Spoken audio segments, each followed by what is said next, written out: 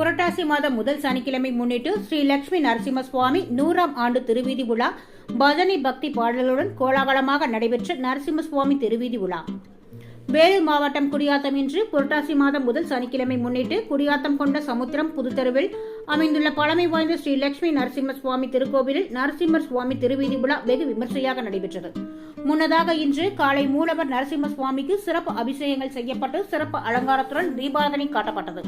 மேலும் அலங்கரிக்கப்பட்ட நரசிம்ம சுவாமி உற்சவர் ஊர்வலம் நடைபெற்று ஆன்மீக பக்தி பாடல்களுடன் பஜனை பாடல்கள் பாடியவாறு நாட்டுப்புற கலைஞர்களின் கலை நிகழ்ச்சிகளுடன் நரசிம்ம சுவாமி திருவீதி உலா நடைபெற்றது. கொண்ட சமுத்திரம் புதுப்பேட்டை பகுதியில் உள்ள முக்கிய வீதிகளில் வழியாக திருவீதி உலா நடைபெற்றது. பின்னர் பக்தர்களுக்கு அன்னதானம் வழங்கப்பட்டது.